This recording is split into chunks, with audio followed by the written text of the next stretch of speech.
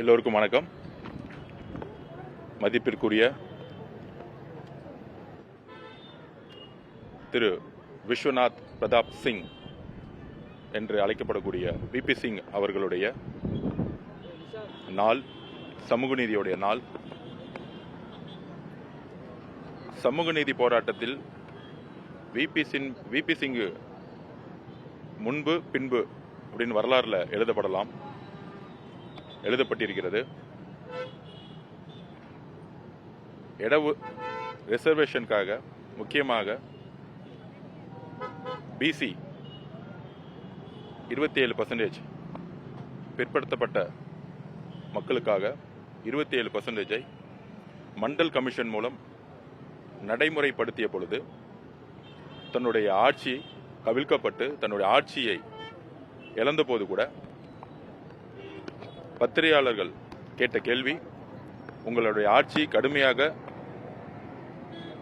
தோற்கடிக்கப்பட்டிருக்கிறது, கவிழ்ந்திருக்கிறது சொல்லும் போது அவர் சொன்ன வார்த்தை, yes I defeated but my mandate my agenda is Mandal, அதாவது சமூக நீதி, சோசியல் ஜஸ்டிஸ் சொன்னவர் அதிகாரத்திற்காகவும் தன்னுடைய ஆட்சியை இன்றைக்கு இருக்கக்கூடிய அரசியல்வாதிகள் அதிகாரத்திற்காக என்ன வேணா செய்யணும் அப்படிங்கிற ஒரு அஜெண்டா வச்சிருக்கும் பொழுது, என்னுடைய ஒரே அஜெண்டா சமூக நீதி, என்னுடைய ஒரே அஜெண்டா மண்டல் கமிஷனை நடைமுறைப்படுத்திய வரலாற்றை உருவாக்கிவிட்டேன் என்று சொன்னவர் திரு விபி சிங் அவர்கள். இதுதான் தந்தை பெரியாரும் சரி அண்ணல் அம்பேத்கர் அவர்களையும் கண்ட கனவை. ஒரு அரச குடும்பத்தில் பிறந்த சாமானிய மனிதனாக ஒரு அரச குடும்பத்தில் பிறந்து எளிய மக்களுடைய வாழ்க்கையும், பிற்படுத்தப்பட்ட மக்களுடைய வாழ்க்கையும், தலித் சகோதரர்களுடைய வாழ்க்கையும் எப்பொழுதும் நினைத்து அதற்காக உழைத்தவர், வாழ்நாள் முழுவதும் உழைத்தவர், எம்ஆர்பியை அறிமுகப்படுத்தியவர், தமிழ்நாட்டில் முக்கிய பிரச்சனையான காவேரி பிரச்சனையில் காவேரி நடுவர் மன்றத்தை அமைத்தவர். இப்படி தமிழ்நாட்டிற்கும் ஐயா விபி சிங் அவர்களுக்கும் ஒரு அன்பும் ஒரு உறவும் எப்பொழுதும் இருந்திருக்கிறது. அவர் உத்தரப்பிரதேசத்தில் பிறந்தாலும் தமிழ்நாட்டை நேசித்தவர், அண்ணல் அம்பேத்கரையும் தந்தை பெரியாருடைய கருத்துக்களையும் உள்வாங்கியவர். 11 மாசத்துல கிட்டத்தட்ட 30 வருஷ சாதனையை நிகழ்த்தியவர். மாண்புமிகு முதலமைச்சருடைய வழிகாட்டுதலில் சமூக நீதி காவலர் சொல்லக்கூடிய இன்றைய நாளில் அவரை நாங்கள் வணங்குகிறோம், எப்பொழுதும் அவரை மதிக்கிறோம். அவருடைய வழியில் திராவிட முன்னேற்ற கழகம் கடந்த 5 ஆண்டுகளில் செய்யாததை, முக்கியமாக காஸ்ட் சர்வேன்னு சொல்லக்கூடிய சாதிய கணக்கெடுப்பு, அதாவது எங்களுடைய மாண்புமிகு முதலமைச்சர் அனௌன்ஸ் பண்ணது சமூக நீதி கணக்கெடுப்பு. இந்த சமூக நீதி கணக்கெடுப்பு சமூக நீதியை பின்பற்றக்கூடிய திரு மு.க. ஸ்டாலினுடைய அரசு செய்யவில்லை. ஆனால் எங்களுடைய தலைவர் கவர்னருடைய முதல் உரையிலேயே அதை நிகழ்த்தி காட்டியிருக்கிறார். கர்நாடகா, தெலுங்கானா, பீகாரில் செஞ்ச சாதியவாரி கணக்கெடுப்பை திமுக அரசு செய்யவில்லை. வெறும் வாய் வழியில சமூக நீதினு பேசிட்டு இருந்த கட்சி 5 வருட ஆட்சியில் சமூக நீதிக்காக எந்த விதமான முன்முயற்சியும் செஞ்சதில்லை. ஆனால் எங்களுடைய அரசு, எங்களுடைய முதலமைச்சர் திரு சி. ஜோசப் விஜய் அவர்கள் சமூக நீதி கணக்கெடுப்பை, சாதிவாரி கணக்கெடுப்பை நிகழ்த்தணும்னு அதுக்கான எல்லா ஆய்வு பணிகளையும் ஸ்டார்ட் பண்ணிட்டாரு. எங்களுடைய அரசு, எங்களுடைய முதலமைச்சருக்கான அரசு, ஐயா திரு விபி சிங் கனவு கண்ட சமூக நீதிக்கான அரசாக செயல்படுங்கிறத நாங்கள் பதிவு செய்கிறோம். முதலமைச்சர் உதயநிதி ஸ்டாலின் இந்த 2 பேருடைய பர்சனல் ரியாக்ஷனரி பாலிடிக்ஸுக்கு தாவேகோவோட கூட்டணி கட்சி தலைவர்களே ரியாக்ட் பண்ணியிருக்காங்க. இந்த மாதிரியான அரசியலை முன்னெடுக்க வேண்டாம்னு சொல்லி இது எப்படி பார்க்குறீங்க? யார் பர்சனலாக யாரை ஹிட் பண்ணுறாங்க? Where is action there is a reaction சொல்லுவாங்க. 75 வருஷ கட்சின்னு சொல்றாங்க திமுக. சட்டமன்றத்துடைய மாண்பும் தெரியும் சொல்றாங்க. முதல் நாள்ல இருந்தே நாங்க அரசியல் மேடைகளில் பேசக்கூடிய பேச்சுகளுக்கும் தமிழக வெற்றி கழகத்தில் இருக்கக்கூடிய நாங்கள், எம்எல்ஏ இருக்கக்கூடிய நாங்கள், அமைச்சராக இருக்கக்கூடிய நாங்கள், தோழர் ராஜ்மோகன் முதற்கொண்டு எல்லோரும் மாண்பையும் அவையுடைய அடக்கத்தையும் முதல் நாள் நீங்க பார்த்திருப்பீங்க. எங்களுடைய பேச்சுகள் எப்படி இருக்கும்னு திட்டங்களையும் கருத்துக்களையும் கொள்கைகளை மட்டும்தான் நாங்கள் பேசிட்டு இருக்கோம். தமிழ்நாட்டு வரலாற்றிலே முதல் முறையாக எந்த முதல்வரும் செய்யாததை ஜனநாயகத்தை நிலைநாட்டியது எங்க தலைவர். இதுவரைக்கும் ஆளுங்கட்சியுடைய முதல்வர் மட்டுமே பேசினத ஊடகங்களுக்கு கட் பண்ணி எதிர்க்கட்சி தலைவர்கள் பேசினத எப்பயுமே வெளியிட்டது கிடையாது. அந்த இன்செக்யூரிட்டி ஒரு ஆளுங்கட்சிக்கு எப்பயுமே இருக்கும். எதிர்க்கட்சிகள் பேசுறத வெளியே காமிக்கவே கூடாதுன்னு. ஆனால் எதிர்க்கட்சிகள் பேசுறதையும் லைவ்ல கொண்டு வரணும். வெளிப்படை தன்மை, டிரான்ஸ்பரன்சி, நிர்வாகம்ங்கிறது மக்களுக்கானதா இருக்கணும். அது கவர்மெண்டோடைய பாலிசியோ நிர்வாகம் முக்கியம் இல்ல. சட்டமன்றத்தில் என்ன நடக்குது, பொது இடத்துல ஒரு அரசியல் கட்சியா நம்ம மேடையில பேசுறோம். ஆனா சட்டமன்றத்தில் ஒவ்வொரு பாலிசியும், ஒவ்வொரு பட்ஜெட் செஷனும், ஒவ்வொரு மானிய கோரிக்கைகளும், ஒவ்வொரு திட்டங்களும் இல்ல ஒவ்வொரு நாளும் மக்களுக்கு எதிரான பிரச்சனைகளோ இல்ல மக்களுடைய சார்ந்த பிரச்சனைகளோ எதிர்க்கட்சி தலைவர்கள் எழுப்பும் பொழுது அதற்கு ஆளுங்கட்சி என்ன ரியாக்ஷன் பண்றாங்க. அப்ப எதிர்க்கட்சி ஆளுங்கட்சியை சுறுசுறுப்பா வச்சிருக்கிறதும் பணி செய்ய வைக்கிறதும் முக்கிய கடமையில் இருக்கிறாங்க. அதை நாங்கள் உணர்ந்து இருக்கிறோம். எதிர்க்கட்சியை எதிர்க்கட்சியா பார்க்கல. நான் முதல் நாள் இருந்தே அவை என்ன எப்படி நடந்துச்சு, கவர்னருடைய உரைக்கு பொதுவாக அனைத்து கட்சி தலைவர்களும் பேசுவாங்க. அதுதான் நடைமுறை. அமைச்சர்களாக இருக்கக்கூடிய நாங்களே பேச வேண்டிய அவசியம் இல்லை, அது மரபும் அல்ல. ஆனால் திராவிட முன்னேற்ற கழகத்தினுடைய எம்எல்ஏக்க இருக்கக்கூடியவங்க திரு உதயநிதி ஸ்டாலின் அவர்கள் எதிர்க்கட்சி தலைவராக அமர்ந்திருக்கிறாரு. அவரையும் மீறி சொல்லக்கூடிய வார்த்தைகள், கேலிகள், நையாண்டிகள், ஒருமையில பேசக்கூடிய பேச்சுக்கள் இதெல்லாம் லைவ்ல பார்த்திருப்பீங்க. முதலமைச்சர் கிட்டத்தட்ட ஒவ்வொரு அவையிலையும் 5 மணி நேரம் அமைதியா பொறுமையாக நோட்ஸ் எடுத்து கவனிச்சிட்டு இருக்கார். கவர்னருடைய தீர்மானத்தில் கவர்னருடைய உரைக்கு எல்லா கட்சி தலைவர்களும் பேசுறாங்க. எங்க நாங்க குறுக்கிடுறோம், எங்களுடைய கொள்கைக்கு எதிராக அவங்க பேசும் பொழுது. ஃபார் எக்ஸாம்பிள் திரு உதயநிதி அவர்கள் சொல்றாரு நாங்க கவர்னரோட காம்ப்ரமைஸ் பண்ணிட்டோங்கிறார். அதுக்கு நாங்க எந்திரிச்சு பதில் சொல்றோம். we never compromise any policies, any ideology. அதுக்கப்புறம் சோபா மாடல்னு சொன்னாரு, குதிரை பேரரசுன்னு சொல்றாரு. நீங்க மக்களால் தோற்கடிக்கப்பட்டிருக்கீங்க, உங்களுக்கு மெஜாரிட்டி இல்லைங்கிறாரு. இந்த மாதிரி ஒரு தவறான தகவலையும் ஒரு தவறான நெரேட்டிவும் செட் பண்ணும் பொழுது நாங்கள் அமைதியாக அதுக்கு பதில் கொடுக்கிறோம்.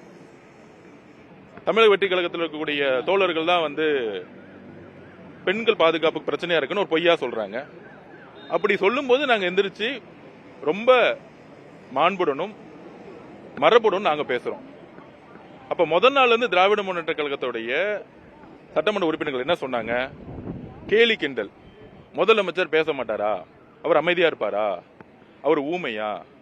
திரு ஆசின் அவர்கள் சொல்றாரு அவர் தலையில இடியே இடிஞ்சு விழுந்தாலும் அவர் பேச மாட்டாரா? இது சபையில் இருக்கக்கூடிய பத்திரிகையாளர்கள் தெரியும், மக்களுக்கு தெரியும். கவர்னருடைய உரைக்கு அனைத்து கட்சி தலைவர்களும் பேசுவாங்க. விப்புன்னு சொல்லக்கூடிய கொறடா திராவிட முன்னேற்ற கழகத்துடைய விப்பு யாருக்கு பர்மிஷன் கொடுக்குறாரோ அவங்க பேசுறாங்க எந்திரிச்சு. அனைத்து கட்சிகள் இருக்கக்கூடிய விப்புங்கள் சொல்றக்கூடியவங்க பேசுறாங்க. அதிமுக விப்பு என்ன சொல்றாங்களோ அவங்க பேச முடியும், எல்லாரும் எந்திரிச்சு பேச முடியாது. அதை முடிஞ்சு எதிர்கட்சி தலைவர் தன்னுடைய உரையை நிகழ்த்துவாரு. அதை முடிந்து எல்லாருக்கும் பதில் முதலமைச்சர் கொடுப்பார். இதுதான் மரபு. இதுல ஏதாச்சும் மரபை தமிழக வெற்றி கழகமோ முதலமைச்சரோ மீறி இருக்காரா? அவர் 4 நாள் எந்திரிச்சு ஒவ்வொருத்தருக்கும் பதில் சொல்ல வேண்டிய அவசியம் இருக்கா, கடமை இருக்கா, இல்ல மரபு இருக்கா? அப்ப லைவ்ல ஓடுதுன்னு சொல்லிட்டு தப்பான ஒரு நெரேட்டிவ் திராவிட முன்னேற்ற கழகம் முதலமைச்சருக்கு எதிராக ஒரு நெரேட்டிவ் செட் பண்றாங்க. அவர் பேச மாட்டாரு, அமைதியா இருப்பாரு, ராஜ்மோகன் மட்டும் தான் பேசுவாரா, செங்கோட்டையன் சார் மட்டும் தான் பேசுவாரா, ஆதவர்ஜுனா மட்டும் தான் பேசுவாரா அப்படின்னு ஒரு நெரேட்டிவ் செட் பண்றாங்க. சட்டமன்ற உறுப்பினராக கூடிய திராவிட முன்னேற்ற கழகம் ஒரு போலியான பிரச்சாரத்தை சட்டமன்றத்தில் உருவாக்கும் பொழுது அது எங்களுடைய கடமை. எந்திரிச்சு எது உண்மையிலையோ அதை நாங்க மறுக்கிறோம். அவர் சோபா மாடல் அரசு சொல்லும் போது நாங்க எந்திரிக்கவே இல்லை. ஏன்னா அது போய் அதுக்கு நாங்க ரியாக்ட் பண்ணவே இல்லை. அப்ப முதலமைச்சருடைய இத்தனைக்கும் எதிர்க்கட்சி தலைவராக இருந்த உதயநிதி அவர்கள் பேசும்போது கூட பெரிய குறுக்கீடுகள் கிடையாது. எப்பொழுது தவறான தகவல் சொல்ற அப்ப மட்டும் எங்களுடைய கருத்துக்களை பதிவு பண்ணிட்டு விட்டுடுங்க. ஏன்னா லைவ்ல போது அவை குறிப்பில இருந்து நீக்கினா கூட பை பிரிண்டிங்ல தான் நீக்க முடியும். லைவ்ல போயிருச்சு. அப்ப இது ஒரு புதிய சட்டமன்றம். இது வரைக்கும் 75 வருஷத்துல இல்லாத ஒரு சட்டமன்றம் மக்கள் நேரடியாக லைவ்ல பாக்குறாங்க. சோ சபாநாயகருக்கு அவை குறிப்பில நீக்குங்கள் சொன்னா கூட லைவ்ல போயிருச்சு. அப்ப நாங்க எந்திரிச்சு பதில் சொல்ல வேண்டிய இடத்துல இருக்கிறோம். இதுதான் புதிய சட்டமன்றம். இதுதான் வரலாறு. இது ஒரு பெரிய வரலாறு. இதை கடந்த பத்திரிகையாளர்களும் சரி, திராவிட முன்னேற்ற கழகத்திற்கு சப்போர்ட் பண்ற பத்திரிகையாளர்கள் ஏன் 5 வருஷம் இவங்க லைவ் சட்டமன்றம் வெளியிலன்னு இதுவரைக்கும் கேள்வி கேட்டிருக்காங்களா? இதே திரு உதயநிதி அவர்களை பார்த்து, திரு மு.க. ஸ்டாலின் அவர்களை பார்த்து. ஏன்னா அவங்களுக்கு ஜனநாயகத்து மேல நம்பிக்கை இல்லை. நாங்கள் எங்களுடைய முதலமைச்சர் நேரலை ஒளிபரப்புங்கன்னு சொன்னாலே அவர் தன் மீதும் தன்னுடைய அரசின் மீதும் எவ்வளவு பெரிய நம்பிக்கை வச்சிருக்கிறார். மக்கள் அவர் மீது எவ்வளவு பெரிய நம்பிக்கை வச்சிருக்காரு. அதுக்கு ஒரு தைரியம் வேணும். இது வரைக்கும் எந்த முதலமைச்சருக்கும் தைரியம் கிடையாது. இந்த தைரியம் எங்க வரும்னா, என்னுடைய அரசு வெளிப்படைத்தன்மையோட இருக்கு, நான் உண்மையாக இருக்கிறேன், நான் நேர்மையாக இருக்கிறேன் அப்படின்னு ஒரு நேர்மையான மனசு இருந்தாதான் சட்டசபை நேரலையில் ஒளிபரப்ப முடியும். அந்த தைரியத்தை எங்களுடைய தலைவர் செய்து விட்டார். இது மிகப்பெரிய வரலாறு. இது பத்திரிகையாளர்கள் எல்லாரும் மறுக்க முடியாது, மக்களும் மறுக்க முடியாது. இன்னைக்கு 5 கோடி பேர் பெண்களும் இளைஞர்களும் 5 கோடி பேர் இன்னைக்கு சட்டசபையை அரசியலை உற்று நோக்குகிறார்கள்.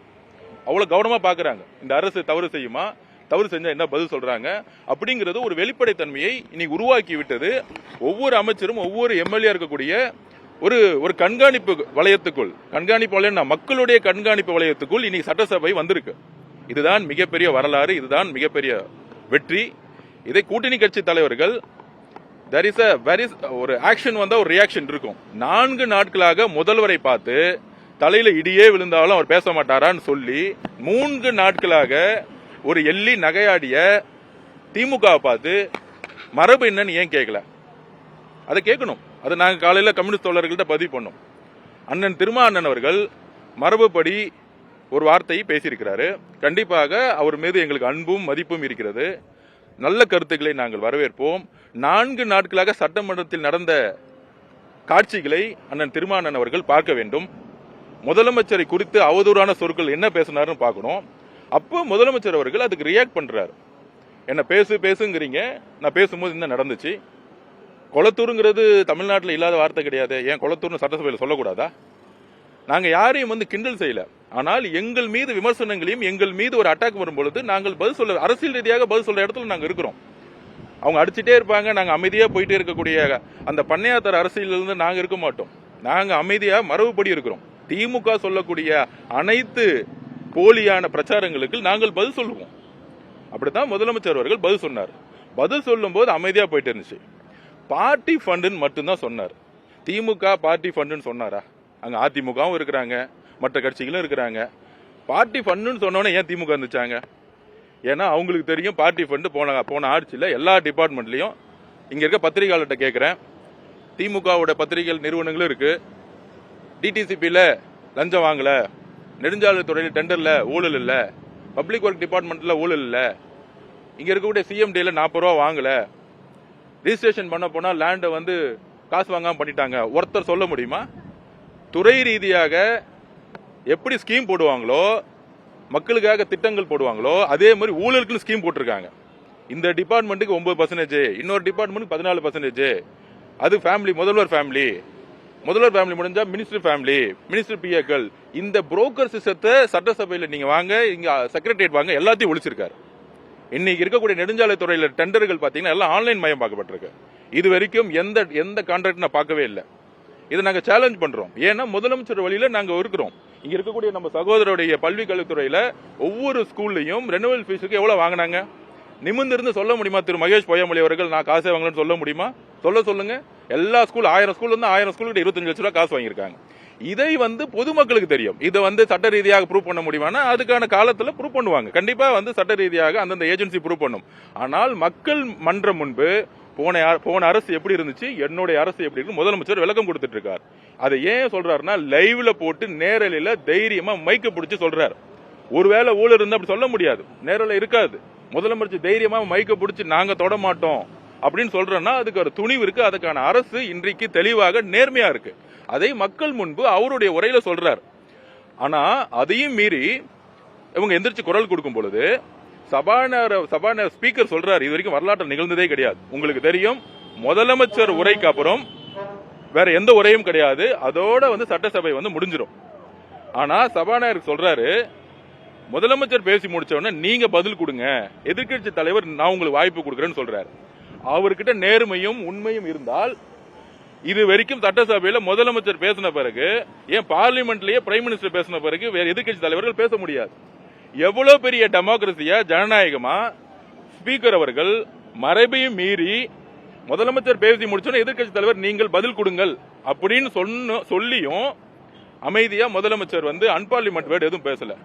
அமைதியா உட்கார்ந்து அவருடைய பேச்சை கேட்டு முடிச்ச பிறகு எந்திரிச்சு எங்களுடைய அரசு எப்படி நேர்மையா இருந்து சொல்லியிருக்கலாம். ஆனா சொல்ல மாட்டாங்க. ஏன்னா பார்ட்டி ஃபண்டு, குடும்ப ஃபண்டு, ஃபேமிலி ஃபண்டுனாலே திமுகன்னு மக்கள் எல்லாருக்கும் தெரியும். இதை பேசுறதுக்கு திரு உதயநிதி அவர்கள், எதிர்க்கட்சி தலைவர் அவர்களுக்கு எந்த நேர்மையும் இல்லை, துணிச்சலும் இல்லை. அதனால வெளிநடப்பு செஞ்சுட்டு வெளியே போய் பத்திரிகையாளர்கிட்ட பேசியிருக்காரு. அந்த பத்திரிகையாளர்கிட்ட பேசினத அதே சட்டசபையில உட்கார்ந்து முதலமைச்சர் பேசி முடிச்ச உடனே பேசியிருக்கலாமே. ஏன் பேசல சட்டசபையில? ஏன்னா அவருக்கு தெரியும், தன்னுடைய மனசாட்சிக்கு தெரியும், 32 டிபார்ட்மெண்ட்ல 16 டிபார்ட்மெண்ட் திரு சபரீஷன் அவர்களுக்கு, மாப்பிளைக்கு 16 டிபார்ட்மெண்ட் திரு உதயநிதி அவர்களுக்கு பிரிச்சுட்டு கலெக்ஷன் பண்ணி மொத்த அமைச்சரை கூட்டத்தை ஊழல் கொண்டு போய் சேர்த்தாங்க. இதை இன்னைக்கு வெளியே வர வர மக்கள் புரிஞ்சுக்கிட்டு இருக்காங்க. எந்த இடத்துலயும் இன்னைக்கு பாத்திருப்பீங்க, ரிஜிஸ்ட்ரேஷன் டிபார்ட்மெண்ட்டோ எங்க போனாலும் எங்களுக்கு டக்குன்னு சர்டிபிகேட் கிடைக்குது. ஸ்கூல் எஜுகேஷன் டிபார்ட்மெண்ட்ல ஒரு அப்ளை பண்ண ஆன்லைன்ல பண்ண உடனே கிடைக்குது. நேத்து மின்துறையில எங்களுடைய மாண்புமிகு முதலமைச்சர் 400 பேருக்கு அப்பாயின்மெண்ட் பண்ணார். 400 பேருக்கு 25 லட்சம் ரூபாய் முன்னாடி குறைஞ்சபட்சம் வாங்குவாங்க. அப்ப 400 பேருக்கு 25 லட்சம் எத்தனை கோடி ரூபாய் வசூல் பண்ணிருக்கலாம் ஒரு அமைச்சர் நினைச்சிருந்தா? ஆனா அங்க இருக்கக்கூடிய எளிய மக்கள், இளைஞர்களுக்கு நேர்மையான முறையில முதலமைச்சர் கையாலேயே இன்னைக்கு வேலை வாய்ப்பு கொடுக்கிறார். இது வரைக்கும் ஏதாச்சும் ஒரு இளைஞர்கள்கிட்ட காசு வாங்காம அப்பாயின்மெண்ட் பண்ணிருப்பாங்களா?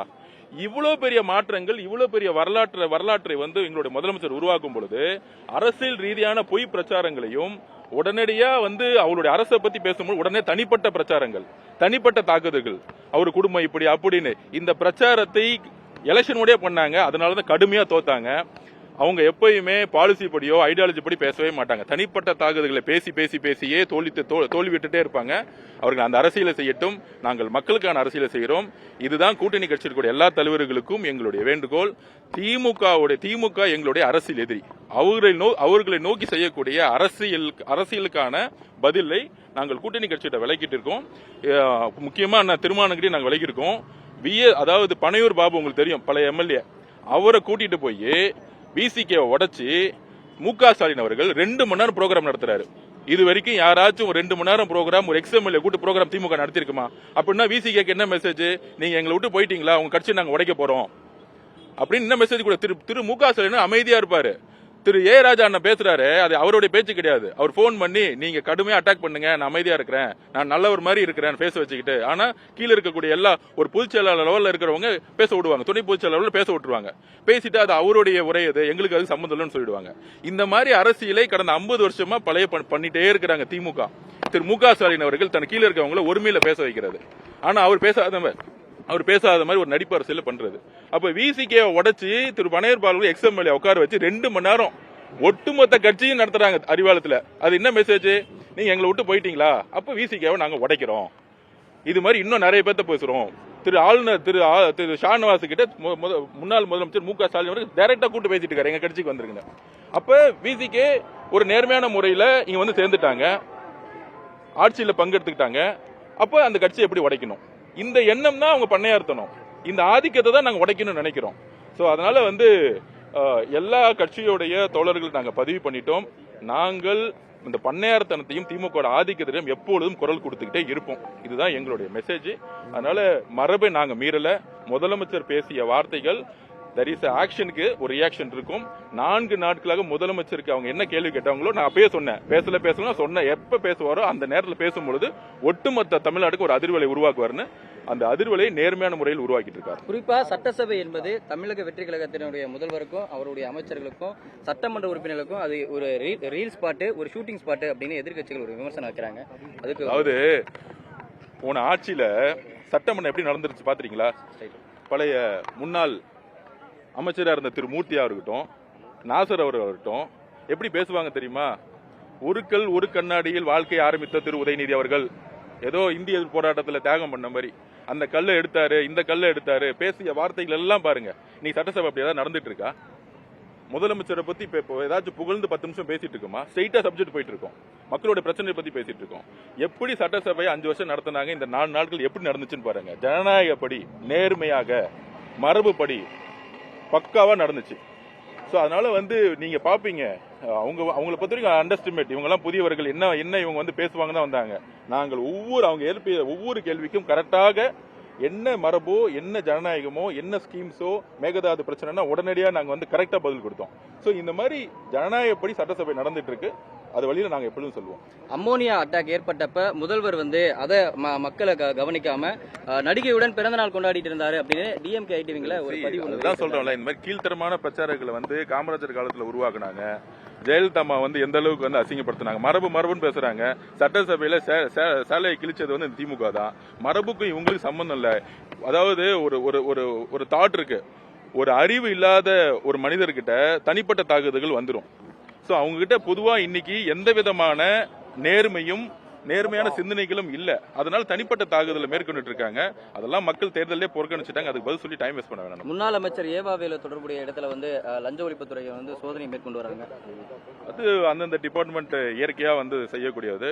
30 வருஷத்துக்கு முன்னாடி ஒரு அமைச்சர் ஆகிறதுக்கு முன்னாடி என்ன சொத்துக்கள் இருந்தது மக்களுக்கு தெரியும். இன்றைக்கு 2-3 medical college, engineering college, Tiruvannamalai இருக்கக்கூடிய ஒட்டுமொத்த நிலங்களும் பினாமிகளா உருவாக்கி இருக்காங்கன்னா, ஒரு அமைச்சரா பதவி ஏற்ற பிறகு என்ன சொத்து வந்துச்சு? தான் பேர்ல சொத்து இல்ல, ஆனா தன் மனைவி பேர்ல, தன் மகன் பேர்ல சுத்தி இருக்க சொத்து இருந்தாலும் தவறுதான். அந்த தவறுகளை கண்டிப்பாக அந்தந்த ஏஜென்சி அவங்க மக்கள்கிட்ட கொண்டு வருவாங்க. சட்ட ரீதியாக நிரூபிப்போம். Okay, thank you.